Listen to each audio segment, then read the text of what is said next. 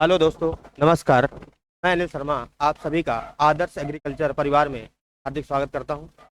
ये सेशन आपका आज चल रहा है कैडेट के लिए इम्पोर्टेंट क्वेश्चनों के लिए है।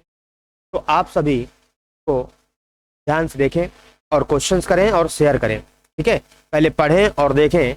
आपको ये जो इम्पोर्टेंट क्वेश्चन कराए जा रहे हैं यही परीक्षा में आपके लिए बहुत उपयोगी होंगे। ठीक है, और मैं ऑलरेडी लगभग 8 से 10 साल से पढ़ा रहा हूँ, तो मैं देख रहा हूँ कि क्वेश्चनों का ट्रेंड क्या है पूछने का। पेपर में जो क्वेश्चंस आपके एग्जाम में पूछे जाएंगे उसी के ट्रेंड पर ये क्वेश्चंस सेट किए गए हैं। तो आप इनको देखें और सॉल्व करें। पहले वीडियो पॉज करें और क्वेश्चन को सॉल्व करें और फिर आंसर करें। तो चलिए दोस्तों, स्टार्ट करते हैं। ठीक है, ज़्यादा टाइम वेस्ट नहीं करते हैं। और आदर्श एग्रीकल्चर कानपुर में सबसे पुराना संस्थान है जो सबसे ज़्यादा सिलेक्शन देता है।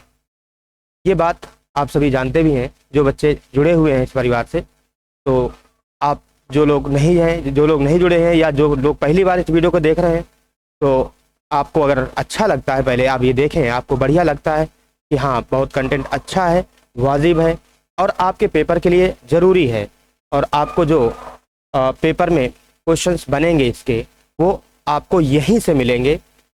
ये डिजिट चेंज हो सकती है, पैटर्न लेकिन आपको यही मिलेगा। प्रिंसिपल्स जो होंगे क्वेश्चन सॉल्व करने के वो यही रहेंगे। तो आप इसको देखें और जो नए लोग हैं वो पहले वीडियो को वॉच करें और फिर एनालाइज करें। अगर उन्हें लगता है कि नहीं वास्तव में ये हेल्पफुल है तो फिर हमारे चैनल को सब्सक्राइब करें और शेयर करें। चलिए सभी बच्चों को एक बार फिर से नमस्कार और स्टार्ट करते हैं आज की क्लास का पहला क्वेश्चन। आपकी स्क्रीन पर है, क्वेश्चन दिया गया है। क्वेश्चन आपका है, कह रहा है कि यदि 3 की पावर 2x माइनस वाई बराबर 3 की पावर x प्लस वाई बराबर √27 ये दिया गया है, तो हमें x और y का मान बताना है। दिया गया 3 की पावर 2x माइनस वाई बराबर 3 की पावर x प्लस वाई बराबर √27 ये दिया गया है।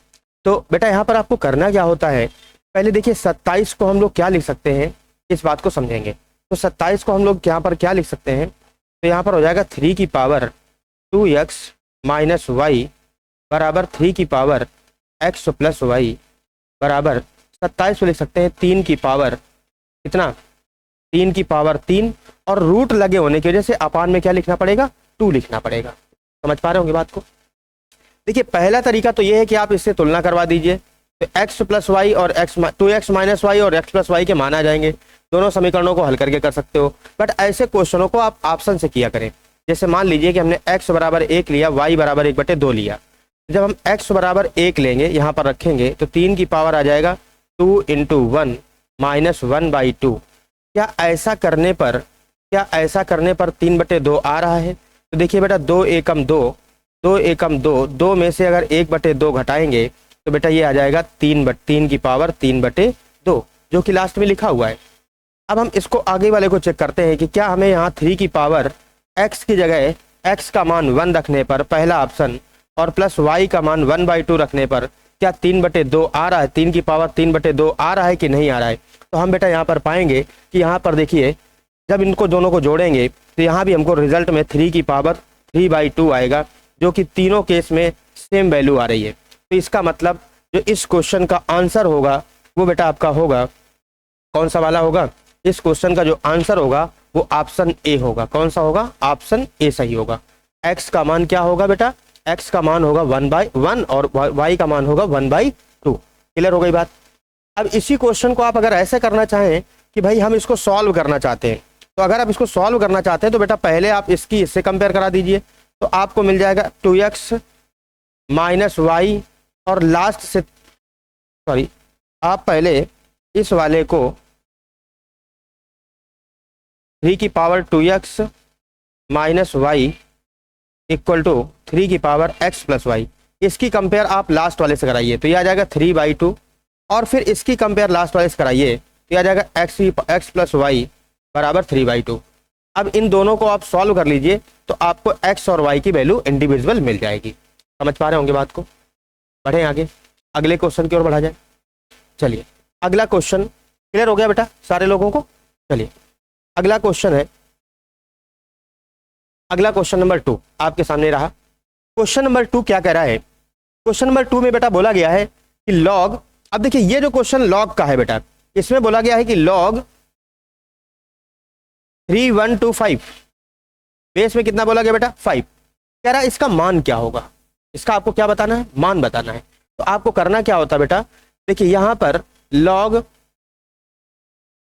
x बेस a बराबर n, यानी a की पावर n बराबर क्या होता है x, समझ पा रहे होंगे बात को?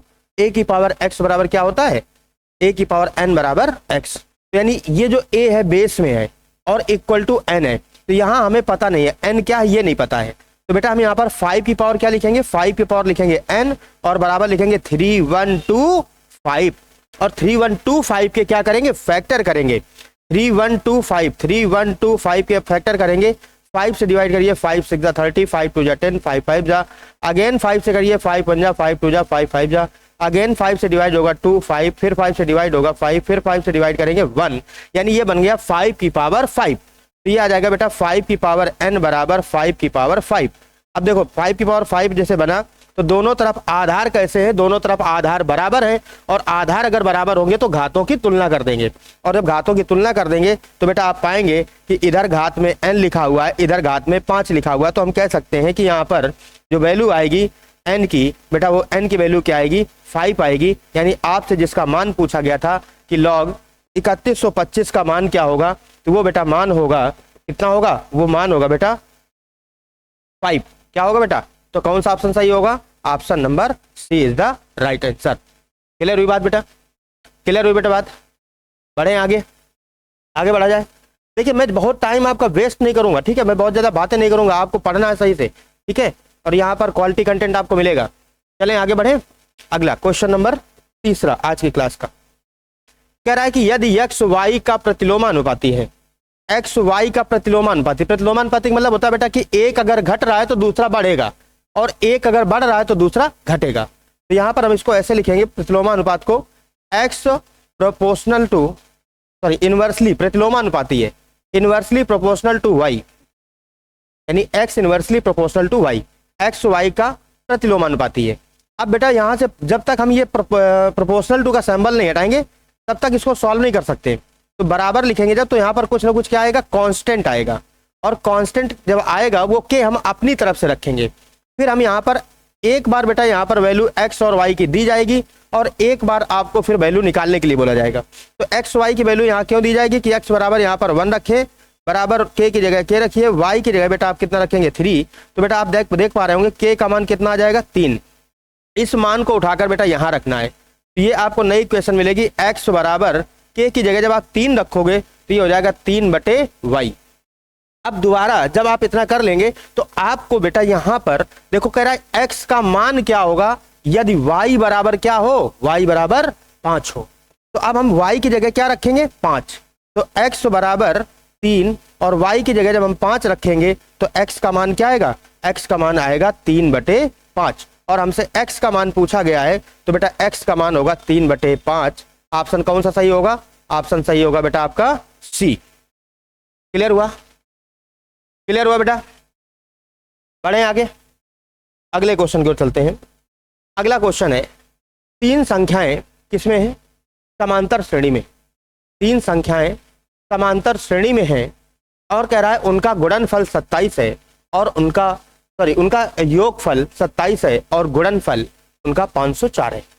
3 संख्याएं समांतर श्रेणी में हैं और उनका योगफल और गुणनफल, 2 चीजें दी गई बेटे, योगफल और गुणनफल।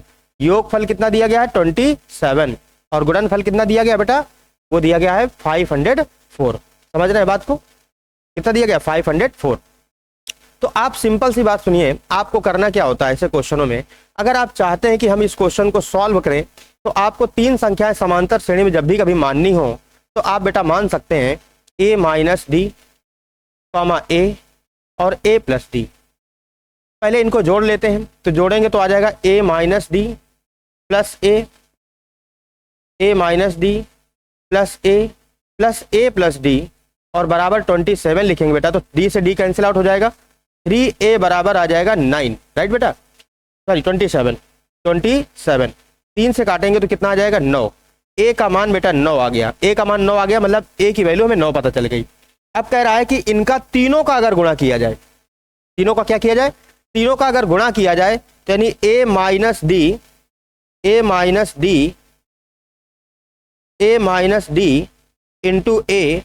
इंटू a प्लस डी, अगर इनका गुणा किया जाए तो गुणनफल बेटा 504 आता है। कितना आता है, 504 आता है। तो a का मान बेटा कितना है 9, तो 9 माइनस डी और इंटू 9 प्लस डी बराबर बेटा 504। तो 9 से हम इसको काट देते हैं, तो 9 से काटेंगे तो 9 पना 45, 9 छा का 54। बोलो भाई, क्लियर हुआ इतना। अब देखो ये लिखा है a plus b a minus b, मतलब क्या लिखा हुआ है 9 माइनस डी और 9 प्लस डी बराबर बेटा लिखा हुआ है कितना 56। अब इसका a minus b a plus b क्या होता है, a स्क्वायर मतलब 9 नहीं है 81 माइनस डी स्क्वायर बराबर बेटा 56 के आ जाएगा। ये डी स्क्वायर उधर जाएगा, 56 इधर आएगा, तो 81 माइनस 56 बराबर आ जाएगा बेटा डी स्क्वायर। तो 11 में से 6 घटाइए कितना आएगा 5, और 7 में 5 घटाइए 2 आएगा बेटा। तो डी स्क्वायर का मान अगर 2 आया तो डी बराबर बेटा कितना आ जाएगा 5, राइट। अब ध्यान से देखो a का मान कितना आया था बेटा, a का मान आया था 9, और 9 में बेटा अगर a माइनस डी 9 में से अगर हम 5 घटाएंगे तो बेटा कितना आ जाएगा 4, और यहाँ a प्लस डी नहीं 9 में से हम 5 जोड़ेंगे तो 9 5 14, क्लियर हुआ। तो 4 9 और 14, ये हुआ पूरा इसका प्रोसेस करने का, सॉल्व करने का। बट इस क्वेश्चन को आप डायरेक्टली कैसे कर सकते थे, डायरेक्टली आप ऐसे कर सकते थे कि कह रहा है 3 संख्याओं का योगफल 27 है। आप ऑप्शन में जाइए, देखिए कि किनका योगफल 27 है। तो 14 में 9 जोड़िए, 9 4 13 23 और 23 4 27। यहां अगर जोड़ते हैं तो 13 9 कितना हो गया 22, 22 5 27, इसका भी देखो योगफल 27 है। यहाँ 11 13 14, 14 और 7 21, इस यानी 11 13 हो जाएगा कितना 24, 24 और 7 ये ज्यादा हो जाएगा। तो ये ऑप्शन तो बिल्कुल हो नहीं सकता। अब रही बात इसकी, तो यहाँ अंतर 4 का है, पहले अंतर यहाँ कितने का है 4 का है, यहाँ अंतर कितने का हो गया 4 का, ठीक है। और 13 9 कितना 22, 22 5 27, क्लियर है। बट इनका गुणनफल चेक करते हैं, यहाँ भी देखो 5 का अंतर, यहाँ भी 5 का अंतर, बट इनका गुणनफल चेक करते हैं। तो 5 9 45, 45 में अगर हम 13 का गुणा करें तो 13 5 65, इकाई अंक 5 आएगा, जबकि यहाँ पर गुणनफल में इकाई अंक क्या है 4 है। तो अब हम इस वाले का गुणा करेंगे तो 4 गुणे 9, योगफल तो 27 चेक कर लिया बेटा, योगफल 27 चेक कर लिया। अब इनका गुणनफल चेक करो तो 4 गुणे 9, 9 गुणे 14, तो बेटा 9 4 को 36, 36 गुणे 14 किया जाए तो 14 छंग 84, ठीक है। 84 में क्या आएगा लास्ट में 4, इकाई अंक 4 आ गया। इसका मतलब ये है कि 504 गुणा करोगे तो 504 ही आएगा। तो गुणनफल अगर 504 है, योगफल 27 है, तो ऐसा किस ऑप्शन में बेटा, ऐसा सिर्फ और सिर्फ किस ऑप्शन में है, ऑप्शन नंबर ए में है। तो इस क्वेश्चन का जो सही आंसर होगा बेटा वो क्या होगा, ऑप्शन ए होगा। क्लियर हुई बात, बढ़े आगे, आगे बढ़ा जाए। क्वेश्चंस आप एक एक नोट करके रखिएगा, वीडियो आपका सेव रहेगा, आप इसमें मैच करा लीजिएगा पेपर में कि क्वेश्चन इसी पैटर्न पर आपको एग्जाम में देखने को मिलते हैं कि नहीं मिलते हैं। चलिए आगे बढ़ते हैं अगले क्वेश्चन की ओर। Question number 5, question number 5, question number 5 आपका ये रहा, ध्यान दें। कह रहा है किसी गुणोत्तर श्रेणी का तीसरा पद 8 है, प्रथम पद 2 है, तो कह रहा है पांचवा पद क्या होगा। अब देखिए गुणोत्तर श्रेणी का nवां पद, गुणोत्तर श्रेणी का बेटा किसका, गुणोत्तर श्रेणी का, गुणोत्तर श्रेणी का nवां पद, nवां पद वो होता है बेटा, nवां पद को आप लिख सकते हो Tn बराबर AR की पावर n माइनस 1, राइट बेटा। अब क्वेश्चन में कहा गया है कि भैया किसी गुणोत्तर श्रेणी का तीसरा पद 8 है लेकिन प्रथम पद 2 है, तो भैया तीसरे पद के लिए हम क्या लिखेंगे, तीसरे पद के लिए कितना दिया गया है, तीसरा पद तो T3 यानी तीसरा पद AR की पावर 3 माइनस 1। अब किसका मान पता है, प्रथम पद मतलब A का मान पता है, तीसरा पद यानी 8 पता है, तो यहाँ 8 रखेंगे, A का मान बेटा 2 रखेंगे, R की पावर 3 माइनस 1 करिए तो 2 आ जाएगा। अब 2 से अगर काटे 8 को तो आ जाएगा 4, और R स्क्वायर का मान 4 है बेटा, तो R का मान कितना आ जाएगा 2 आ जाएगा। अब हमें R का मान पता चल गया, A का मान पता चल गया, A का मान भी 2 है, तो हमें इस श्रेणी का कौन सा पद बताना है, पांचवा पद बताना है, यानी T5 बताना है बेटा। तो T5 बराबर हो जाएगा AR की पावर 5 माइनस 1। तो बेटा आपको A का मान भी पता है 2 और R का मान भी बेटा कितना पता है 2, 5 माइनस 1। जब इसको सॉल्व करेंगे तो 2 इंटू 2 की पावर 4 और 2 की पावर 4 होता है 16 और 16 दूनी 32। यानी यहां पर हम कहेंगे कि जो इसका पांचवा पद होगा गुणोत्तर श्रेणी का वो क्या होगा, वो 32 होगा। और 32 आपका किस ऑप्शन में है बेटा, 32 आपका ऑप्शन नंबर सी में है। तो इसका सही आंसर क्या होगा बेटा, ऑप्शन नंबर सी। क्लियर हुआ? बढ़े आगे, आगे बढ़ा जाए। अगला क्वेश्चन, क्वेश्चन नंबर 6 में बोला गया 9 और 3 का हरात्मक माध्य क्या होगा।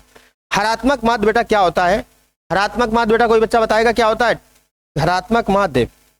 हरात्मक माध्य बेटा होता है, हरात्मक माध्य, हरात्मक माध्य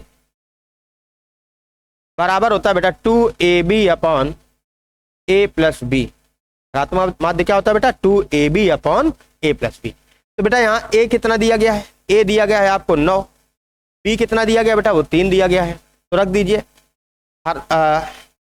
हार्मोनिकल मीन या हरात्मक माध्य बराबर आ जाएगा 2AB यानी 2 into 9 into 3 upon A plus b मतलब 9 प्लस 3। तो बेटा ये आ जाएगा कितना 2 इंटू 9 इंटू 3 पूरे के अपान में 9 3 12, 3 से काटेंगे 4, 2 से काटेंगे 2, तो यह बेटा क्या आएगा 9/2। तो 9 और 3 का हरात्मक माध्य बेटा क्या होगा 9/2। क्लियर हुई बात, क्लियर हुई बेटा बात कि नहीं क्लियर हुई? हरात्मक माध्य A और B दो संख्याओं का हरात्मक माध्य बेटा होता है 2AB upon A plus b. Clear हुआ? तो भैया 2AB upon A plus B लगाया तो हमें ऑप्शन कौन सा मिला इसका, ऑप्शन सी। क्लियर हुआ? बढ़े आगे। अगला क्वेश्चन, क्वेश्चन नंबर 7 नंबर कह रहा है 15PR बराबर 2730 हो तो R का मान क्या होगा। अब देखो बेटा NPR बराबर होता है, NPR बराबर होता है फैक्टोरियल N अपान बेटा factorial N minus R। Right बेटा, NPR का क्या फॉर्मूला होता है बेटा, factorial N upon factorial N minus R। Right, तो यहां बेटा हमें क्या बताया गया 15PR बराबर दिया गया है 2730। तो कहने का मतलब सिर्फ इतना है कि जब भी कभी ऐसे क्वेश्चन आपको मिला करें तो बेटा आपको जब भी कभी ऐसे क्वेश्चन मिला करें तो आप इस R को मत देखा करो, आप 15 का ऐसे लिखना शुरू कर दो, 15 इंटू 14 इंटू 13 ऐसे लिखो। अब चेक करो कि क्या इकाई अंक में 0 आया, 5 चौको 20, 20 नहीं 60, 0 आ गया। तो गुणा करके चेक कर लेते हैं भाई। तो 15 चौको 60, 15 एकम 15 और 6 21। फिर 13 का गुणा करें इसमें तो 13 0 0, 13 एकम 13, 13 दूनी 26 और 1 27।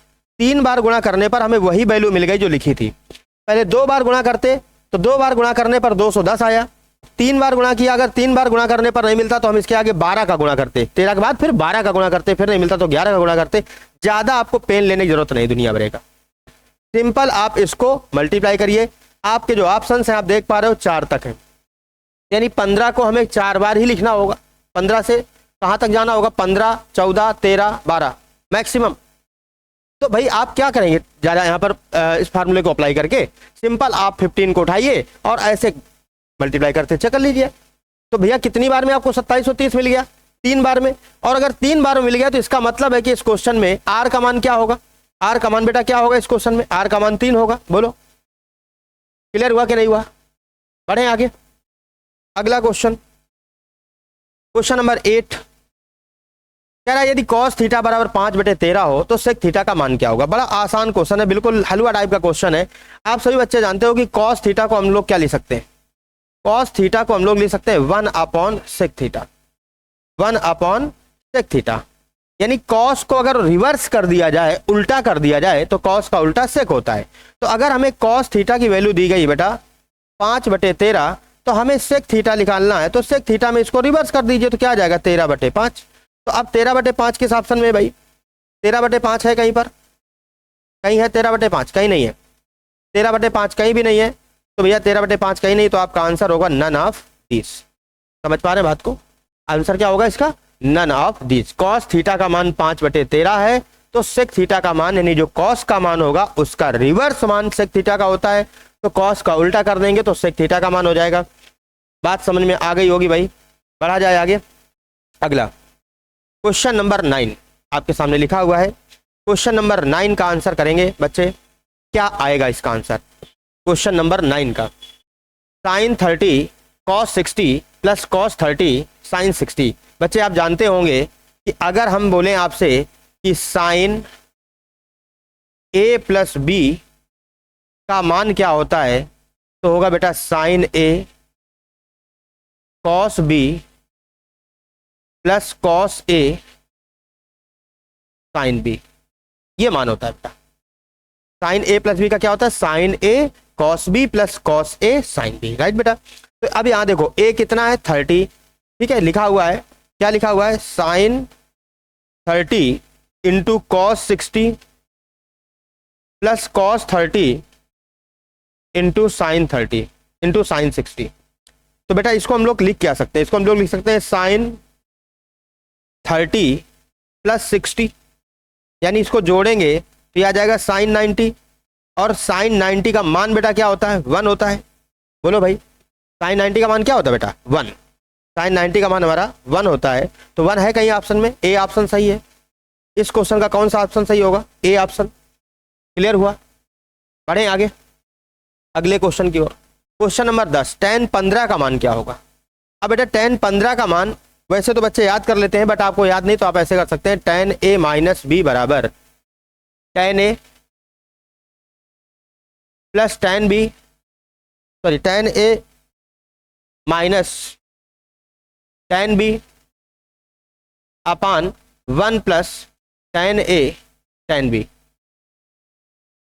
राइट। क्लियर हुआ?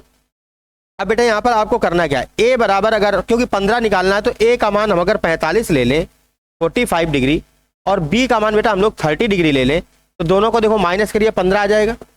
यानी हम यहाँ लिख सकते हैं tan 45 माइनस 30 बराबर tan 45 माइनस tan 30 अपान 1 प्लस tan 45 इंटू tan 30। तो बेटा यहाँ देखिए tan 45 का मान कितना होता है? 1 होता है, और tan 30 का मान बेटा 1/√3 होता है। अपान में 1 रहेगा, tan 45 का मान 1 हो जाएगा बेटा, tan 30 का मान 1/√3 हो जाएगा। जब आप इसको सॉर्ट आउट करेंगे तो आ जाएगा √3 माइनस 1 अपान √3, और पूरे के अपान में √3 प्लस 1 अपान √3। ठीक बेटा, तो √3 से √3 कैंसिल हो जाएगा। अब इसका आप परिमेयकरण कर लीजिए। √3 माइनस 1 अपान √3 प्लस 1 है, तो ऊपर नीचे गुणा कर दीजिए √3 माइनस 1 का। तो जब आप ऊपर नीचे √3 माइनस 1 का गुणा करेंगे तो बेटा आपको रिजल्ट देखो, हर में क्या मिलेगा? हर में क्या मिलेगा? हर में मिलेगा बेटा a plus b a minus b. तो a square minus b square करेंगे तो 3 √3 का स्क्वायर बेटा 3 होता है, और 1 का स्क्वायर 1। ऊपर देखो a minus b whole power 2 लिखा हुआ है, तो यानी इसको हम लिख सकते हैं √3 माइनस 1 का होल स्क्वायर। अब इसको अगर आप ब्रेक करोगे तो a square plus b square minus का 2ab, तो 2√3 डिवाइडेड बाय कितना बचेगा बेटा? 2। अब देखो इसमें लिखा है 4 माइनस 2√3। अब अगर इसमें आप 2 का अलग अलग डिवाइड करोगे तो 2 से इसको काटिए तो आ जाएगा 2, और 2 से इसको काट देंगे तो आ जाएगा बेटा 2 माइनस √3। तो यानी tan 15 का मान बेटा क्या होगा? 2 माइनस √3। tan 15 का मान क्या होगा बेटा? 2 माइनस √3। याद रखेंगे इसको, ऐसे कैलकुलेट पेपर में नहीं करना है। आपको tan 15 का मान पता होना चाहिए कि √2 माइनस √3 होता है। क्लियर हुई बात? बढ़ा जाए आगे अगले क्वेश्चन की ओर। अगला क्वेश्चन आपके सामने ये रहा, आंसर करें क्या होगा? साइन 60 प्लस ए प्लस साइन 60 माइनस ए का मान क्या होगा? तो इसका आंसर करेंगे बच्चे, आंसर करेंगे, बताया जाए। चलो बताते हैं। अब इसमें भी बहुत ज़्यादा सोचना नहीं, आप साइन ए प्लस बी का फॉर्मूला लगा दो, साइन ए माइनस बी का फार्मूला लगा दो। तो साइन ए प्लस बी का फार्मूला क्या होगा भाई? साइन ए यानी sign 60 cos A, sign A cos B, B ए हुआ, और प्लस है तो प्लस का कॉस ए का मतलब कॉस 60, और साइन बी का मतलब साइन ए, और बेटा आगे प्लस लगा है और फिर फार्मूला माइनस का है। तो साइन ए का मतलब 60 और कॉस ए, और माइनस हो जाएगा कॉस 60 और साइन ए। तो कुछ पार्ट आप देख पा रहे होंगे कैंसिल आउट हो जाएंगे। कौन कौन से पार्ट कैंसिल आउट हो जाएंगे बेटा? तो आप देख पा रहे होंगे ये वाला पार्ट, कॉस 60 साइन ए से कॉस 60 साइन ए कैंसिल आउट हो जाएगा। बोलो भाई, क्लियर हुआ? अब ये कैंसिल आउट हो जाएगा तो बेटा बचेगा क्या? यहाँ पर बचेगा, देखो क्या बचेगा, यहाँ पर बचेगा साइन 60 जिसका मान होता है √3/2, फिर ये बचा कॉस ए, राइट बेटा, और फिर प्लस ये साइन 60 का मान फिर से हो जाएगा √3/2, और बेटा क्या बचा, कॉस ए। तो अगर आप इनको जोड़ते हो, कॉस ए कॉमन ले लोगे तो कॉस ए और ब्रैकेट बच जाएगा √3/2 प्लस √3/2। तो ये बेटा क्या आ जाएगा बताइए? तो हो जाएगा कॉस ए और इसका एलसीएम 2 हो जाएगा, तो √3 + √3 2√3 हो जाएगा, तो 2 से 2 कट जाएगा, तो आपका आंसर हो जाएगा √3 कॉस ए। यानी इसका जो सोल्यूशन होगा वो क्या होगा बेटा, √3 कॉस ए। कहाँ पर है भैया? ऑप्शन नंबर ए में। ऑप्शन नंबर ए क्या है? √3 कॉस ए। क्लियर हुई बात? पढ़ा जाए आगे। यहाँ तक बेटा बात क्लियर है सभी बच्चों को? पक्का? चलिए आगे बढ़ते हैं बेटा। अगला क्वेश्चन कह रहा है सूर्य का उन्नयन कोण क्या होगा यदि किसी छड़ी की लंबाई उसकी परछाई के बराबर है। अब क्वेश्चन में एक बात आपसे कही गई बेटा, कह रहा है सूर्य का उन्नयन कोण क्या होगा, ये आपको बताना है जब कह रहा है उसकी परछाई उसकी लंबाई के बराबर हो। उसके कहने का मतलब सिर्फ इतना है कि भैया अगर इसकी जो परछाई है, मतलब ये सूर्य का उन्नयन कोण क्या होगा यदि किसी छड़ी, ये छड़ी है बेटा, ये छड़ी है और इस छड़ी की जो लंबाई है वो इसकी परछाई के बराबर है। छड़ी की लंबाई परछाई की बराबर है, तो कह रहा है इसका उन्नयन कोण क्या होगा ये बताना है। तो बेटा ये जो छड़ी है इसको लंब मान लीजिए, जो परछाई है वो आधार हो जाएगा, बट दोनों बराबर हैं। तो ये भैया दोनों जब बराबर हैं तो ये अगर मान लीजिए इसको हम कुछ मान लेते हैं, सपोज करिए कि इसकी लंबाई के मीटर है, ठीक है, तो इसकी परछाई भी कितनी होगी, के होगी, और tan थीटा लगाएंगे बेटा, tan थीटा बराबर होता है लंब बटे आधार। तो बेटा दोनों चूंकि बराबर हैं तो tan थीटा बराबर आ जाएगा, लंब के है आधार भी के है, तो बेटा कट जाएगा, तो tan थीटा बराबर 1 आ जाएगा, और 1 को आप लिख सकते हो tan थीटा बराबर tan 45, क्योंकि 1 किसका मान होता है, tan 45 का। तो tan से tan कट जाएगा तो थीटा यानी उन्नयन कोण बेटा कितने डिग्री आएगा, 45 डिग्री। तो कौन सा आंसर सही होगा बेटा? तो option number b is the right answer of this question, कि इसमें अगर छड़ी की लंबाई उसकी परछाई के बराबर है तो ऐसी कंडीशन में उसका उन्नयन कोण 45 डिग्री होगा। कभी भी बेटा अगर किसी भी टावर हो, कोई भी टावर हो, पोल हो, या कोई छड़ी हो, या कोई बिल्डिंग हो, या कोई व्यक्ति हो, अगर उसकी लंबाई उसकी परछाई के बराबर है तो उन्नयन कोण हमेशा कितना होगा, 45 डिग्री होगा। क्लियर हुई बात? अगला क्वेश्चन कह रहा है उस घन की भुजा ज्ञात करें जिसका संपूर्ण पृष्ठ 96 वर्ग मीटर है। भैया उस घन का संपूर्ण पृष्ठ ज्ञात करना है। आप सभी जानते हैं कि घन बेटा इस तरीके से होता है, घन की सारी भुजाएं बेटा कैसी होती हैं, बराबर होती हैं। घन की सारी भुजाएं बराबर होती हैं, और घन का संपूर्ण पृष्ठ, घन का संपूर्ण पृष्ठ, घन का संपूर्ण पृष्ठ बेटा होता है 6 भुजा स्क्वायर या ए स्क्वायर, जहां ए बेटा भुजा होती है, 6a स्क्वायर। घन का संपूर्ण पृष्ठ क्या होता है, 6a स्क्वायर। संपूर्ण पृष्ठ बेटा कितना दिया गया, 96 बराबर, यहाँ हो जाएगा 6a स्क्वायर। 6 से इसको काटेंगे तो 6 एकम 6, 6 रंग 36, 16 बराबर a स्क्वायर। तो a का मान बेटा क्या आ गया, 4। तो हमसे पूछा गया है तो उस घन की भुजा क्या है, तो बेटा घन की भुजा क्या होगी, 4 मीटर। घन की भुजा क्या होगी बेटा, 4 मीटर होगी। क्लियर हुई बात? घन की भुजा कितनी होगी, 4 मीटर। बढ़े आगे, क्वेश्चन नंबर अगला 14 कह रहा है एक लंब वृत्तीय बेलन का वक्र पृष्ठ दोनों सिरों के क्षेत्रफलों से दुगना है और उसकी ऊंचाई और आधार के व्यास का अनुपात बताना है आपको। कह रहा है एक बेलन है, क्या है बेटा, एक बेलन है, और बेलन में जो वक्र पृष्ठ है बेलन का, जो बेलन का बेटा क्या है, वक्र पृष्ठ है, ऊंचाई h मान लेते हैं और व्यास इसका d मान लेते हैं, या त्रिज्या को हम लोग r मान लेते हैं। तो बेटा यहाँ कहा गया है कि लंब वृत्तीय बेलन का वक्र पृष्ठ, दोनों सिरों के क्षेत्रफलों से दुगुना है। इसका मतलब वक्र पृष्ठ क्या होता है बेलन का बेटा, वो होता है 2 पाई आर एच, ये वक्र पृष्ठ हो गया। और एक तरफ का जो वृत्ताकार भाग है, वृत्त का एरिया पाई आर स्क्वायर होगा, वृत्त का क्षेत्रफल क्या होता है पाई आर स्क्वायर। अब कह रहा है वो दोनों सिरों के क्षेत्रफलों, तो एक तरफ का पाई आर स्क्वायर हुआ तो दोनों तरफ का कितना हो जाएगा 2 पाई आर स्क्वायर, और 2 पाई आर स्क्वायर का भी डबल है, 2 पाई आर स्क्वायर का भी क्या है डबल है, यानी 4 पाई आर स्क्वायर है। ये बात समझ पाए कि नहीं समझ पाए, pi r square 2 pi r square का डबल मतलब 4 पाई आर स्क्वायर। तो अब यहां पर बेटा पाई से पाई कैंसिल आउट हो जाएगा, आर से पावर कट जाएगी, 2 से काटेंगे तो 4 यहां पर 2 आ जाएगा, और h अपान आर बराबर 2/1। अब प्रॉब्लम ये आ रही है कि हमें अनुपात बताना है आधार के व्यास और ऊंचाई, यानी ऊंचाई और आधार के व्यास में, जबकि अनुपात है ऊंचाई और आधार की त्रिज्या का। तो त्रिज्या को अगर डबल कर दिया जाए, अगर त्रिज्या को हम डबल कर दें तो बेटा इसका व्यास आ जाएगा, क्योंकि त्रिज्या का दुगुना व्यास होता है, तो एक को भी डबल करोगे तो ये दोनों कट जाएंगे, तो h अनुपाते 2r का मान बेटा 1:1 होगा। क्या होगा बेटा 1:1 होगा, यानी h अनुपाते 2r, और 2r बेटा क्या है व्यास का अनुपात क्या होगा 1:1 होगा, जो कि ऑप्शन नंबर ए में है। ऑप्शन ए करेक्ट होगा इस क्वेश्चन के लिए। क्लियर हुआ, बढ़ा जाए आगे बेटा।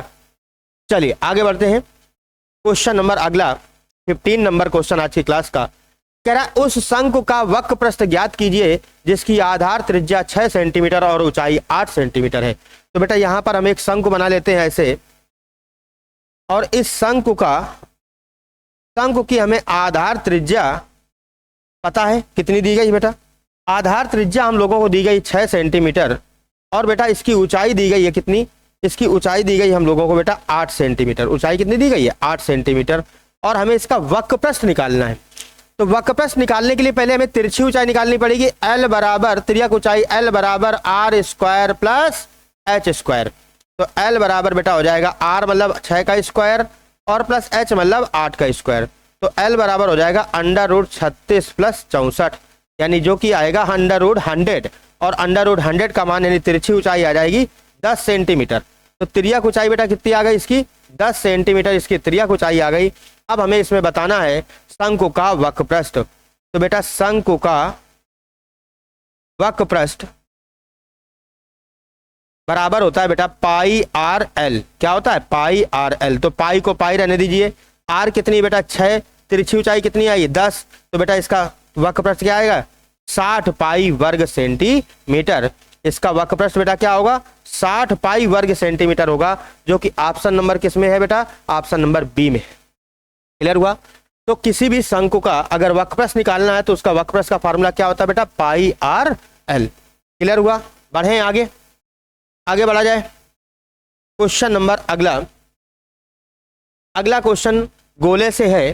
गोले का हमें वक्र पृष्ठ बताना है। गोले का बेटा क्या बताना है वक्र पृष्ठ बताना है। कह रहा है एक गोला है और उस गोले का व्यास दिया गया है। गोले का बेटा क्या दिया गया है व्यास, और व्यास कितना दिया गया 6 सेंटीमीटर। तो क्या त्रिज्या बेटा 3 सेंटीमीटर हो जाएगी। व्यास 6 सेंटीमीटर है बेटा, तो त्रिज्या 3 सेंटीमीटर हो जाएगी। बोला करो हाँ या ना, पक्का। तो अब इसका बताना क्या है संपूर्ण पृष्ठ। देखो वक्र पृष्ठ पूछा जाए या संपूर्ण पृष्ठ, गोले का वक्र पृष्ठ और संपूर्ण पृष्ठ दोनों समान होते हैं बेटा। गोले का वक्र पृष्ठ पूछा जाए चाहे संपूर्ण पृष्ठ पूछा जाए बेटा, दोनों समान होते हैं। क्लियर। तो आपको यहां पर गोले का वक्र पृष्ठ वो होगा बेटा 4 पाई आर स्क्वायर। क्या होता है बेटा गोले का वक्र पृष्ठ 4 पाई आर स्क्वायर। तो बेटा यहां पर हो जाएगा 4 इंटू पाई की जगह पाई रहने दीजिए। आर बेटा कितना दिया गया 3 की पावर 2। तो जब इसका स्क्वायर करेंगे 3 त्रिका 9, 9 चौको 36 पाई वर्ग सेंटीमीटर, यानी गोले का जो वक्र पृष्ठ होगा वो कितना होगा बेटा, गोले का वक्र पृष्ठ होगा 36 पाई, यानी ऑप्शन आपका कौन सा करेक्ट होगा, option number b is the right answer. Option number b 36 pi वर्ग सेंटीमीटर। क्लियर हुआ। बढ़ा जाएगा बेटा। क्लियर हुआ यहां तक, कोई समस्या, किसी को कोई दिक्कत समस्या। चलिए आगे बढ़ते हैं। अगला बेटा क्वेश्चन नंबर 17 आपकी स्क्रीन पर ये रहा। बिंदुओं 5, -3 और 4, 7 को मिलाने वाले रेखाखंड के मध्य बिंदु के निर्देशांक क्या होंगे? तो बेटा अगर दो बिंदुओं को मिलाने वाली रेखा कोई दी जाए और पहले बिंदु के निर्देशांक x1, y1 हो और दूसरे बिंदु के निर्देशांक x2, बेटा y2 हो, तो मध्य बिंदु के अगर पूछे जाए तो बेटा क्या होते हैं? x1 + x2/2, ठीक है, और y1 + y2/2। ये बेटा किसके होंगे? मध्य बिंदु के निर्देशांक होंगे। तो मध्य बिंदु के निर्देशांक निकालने के लिए हम लोग इसको क्या मान लेंगे? x1, इसको y1, इसको बेटा x2, इसको बेटा y2। तो मध्य बिंदु क्या निकालेंगे आप? x की वैल्यू कैसे निकलेगी? कैसे निकालेंगे बेटा? x1 + x2, x1 + x2/2, मतलब यहां पर वैल्यू रखिए। x1 की कितनी आएगी? 5 बेटा। x1 कितनी? 5। x2 कितना बेटा? 4। तो 5 + 4/2 यानी 9/2 आ गया x का मान। y की वैल्यू निकालेंगे बेटा तो आ जाएगा y1 + y2/2, यानी y1 का मान बेटा -3 है। y1 का मान बेटा कितना है? -3 है। और y2 का मान बेटा कितना है? 7 है। तो प्लस यहाँ पर क्या करेंगे? +7 y1 + y2/2। 7 बेटा 3 घटाओ तो 4/2 का मतलब हो जाएगा बेटा 2। यानी x, y के जो मान आए बेटा वो आए 9/2, 2। तो 9/2, 2 कहीं ऑप्शन में है? देखें जरा ध्यान से। 9/2, 2 कहां पर है? ऑप्शन नंबर बी में। 9/2, 2 कहां पर है आपका बेटा? ऑप्शन नंबर बी में। तो इस क्वेश्चन का आंसर सही होगा ऑप्शन नंबर बी। क्लियर हुआ? बढ़े आगे।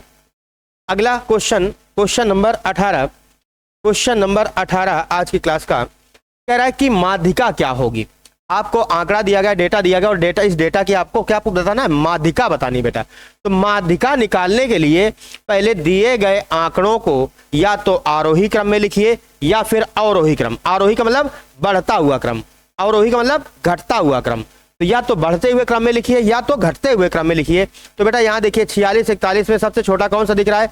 32। तो हम लोग सबसे पहले लिखेंगे 32, और 32 के बाद बेटा फिर कौन सा आएगा? 35। अब देखो 32 के बाद में कौन आ गया? 32 हो गया, 35 हो गया, राइट। अब क्या आएगा बेटा? 41। 41 के बाद बेटा क्या आएगा? 46। तो 41 आ जाएगा, 46 आ जाएगा। अब 46, 41, 46 कंप्लीट हो गया। इसके बाद में कौन आएगा बेटा? अब आएगा 54। 54 के बाद में फिर कौन आएगा? 54। 54 के बाद बेटा क्या आएगा? 58। तो 54 भी हो गया और 58 भी हो गया, राइट बेटा। अब 58 के बाद में फिर कौन आएगा? वहाँ 91, 92 है, 77 है, 86 है, 65 है। तो पहले 65 आएगा, फिर 77 आएगा। 65, 77, 65, 77 जैसे आपने लिख लिया। उसके बाद 86, 86 के बाद 91, 92, 86, 91 और 92, राइट बेटा। तो काउंट कर लेते हैं यहाँ पर कितने आ गए? 2, 2, 4, 2, 6, 2, 8, 2, 10, 11, 2, 2, 4, 2, 6, 2, 8, 2, 10, 11, यानी विषम पद की माध्यिका। विषम पद की माध्यिका, विषम पद की माध्यिका बेटा, विषम पद की माध्यिका बराबर होता है बेटा n+1/2वें पद का मान। 2वें पद का मान, 2वें पद का मान। तो बेटा n बराबर यहाँ कितना मिला हम लोगों को? यहाँ पर हमें n बराबर कितने पद मिले? 11। तो बेटा विषम पद की माध्यिका, विषम पद की माध्यिका वो होगी बेटा 11 + 1/2वें पद का मान, 2वें पद का मान। तो यहां बेटा देखिए 11 + 1 यानी 12, 12/2 करेंगे तो यानी किसका आ जाएगा? छठवें पद का मान। तो छठवां पद क्या है? छठवें पद का मान बेटा इसकी माध्यिका होगी। तो छठवां पद क्या होगा बेटा? काउंट कर लेते हैं 1, 2, 3, 4, 5। छठवां पद होगा 58। तो बेटा इस क्वेश्चन की माध्यिका क्या होगी? 58 होगी। क्वेश्चन की माध्यिका क्या होगी? 58। 58 आपका कहीं पर है? कहीं नहीं है। तो आप इसका आंसर करेंगे क्या बेटा? None of this. क्लियर हुआ? क्लियर हुआ कि नहीं हुआ बेटा? बोलो भाई। सारे बच्चों को क्लियर हो गए यहाँ तक? कोई दिक्कत तो है नहीं? अगर यहाँ सम पद की माध्यिका होती तो सम पद के लिए माध्यिका होता है n/2वें पद का मान प्लस n+1/2, n/2 + 1वें पद का मान, और पूरे के अपान में 2। समझ पा रहे? अगर यहाँ पदों की संख्या विषम के बजाय सम होती, अगर यहाँ पदों की संख्या बेटा विषम की बजाय कैसी होती? सम होती। विषम के बजाय सम होती तो हम लोग माध्यिका लिखते n/2वें पद का मान प्लस n/2 + 1वें पद का मान, और पूरे के अपान बेटा 2 लिखते। समझ पा रहे हैं बात को? क्लियर हो गया होगा यहाँ तक? यहाँ तक सारे बच्चों को क्लियर हुआ? बढ़ें आगे। चलिए अगला क्वेश्चन दिया गया, इसमें समांतर माध्य हमें बताया गया और x का मान हमें बताना है। इसमें कह रहा है यदि संख्याओं 20, 23, 27, x, 29, 31 और 35 का समांतर माध्य बेटा 28 है, तो कह रहा है x का मान क्या होगा? तो बेटे ध्यान दें, समांतर माध्य बराबर होता है पदों का योग अपान पदों की संख्या। पदों का योग अपान पदों की संख्या। पदों का योग अपान पदों की संख्या। तो चलिए बेटा, पदों का योग यानी पहला पद क्या है 20, दूसरा पद क्या है बेटा 23, तीसरा पद बेटा कितना है 27, अगला पद कितना है बेटा x, अगला पद बेटा कितना है 29, अगला पद बेटा कितना है 31, अगला पद बेटा कितना है 35। और इन सब का काउंट करेंगे, सब कितने पद हैं? तो 2, 2, 4, 2, 6, 1, 7, क्योंकि पदों का योग अपान पदों की संख्या। और इसका मान जो समांतर माध्य बेटा वो कितना बताया गया? 28 बताया गया। समांतर माध्य की वैल्यू 28 दी गई है, जो कि पदों का योग अपान पदों की संख्या होगा। अब 7 का इधर गुणा करिए तो 7 8 56, 7 दूनी 14, 14 5 19, 196। अब इनको जोड़िए बेटा, 5 1 6, 9 6 15, 15 और 7 22, 22 3 25, 25 का 5, फिर 3 3 6 2 8 2 10 2 12 2 14, 14 और 2 16। तो भैया 165 प्लस x आ गया। अब चूंकि 7 का गुणा कर चुके थे, इसको इधर माइनस करिए तो x बराबर हो जाएगा 196 माइनस 165। तो भैया 6 में से 5 घटाइए 1 आएगा, 9 में से 6 घटाइए 3 आएगा, 1 में 1 घटाएंगे 0, यानी x का मान बेटा क्या होगा? 31। x का मान बेटा क्या होगा? 31। तो x का मान 31, यानी कौन सा ऑप्शन सही होगा बेटा? Option number A, option number पहला। राइट बेटा, क्लियर हो पा रही बातें?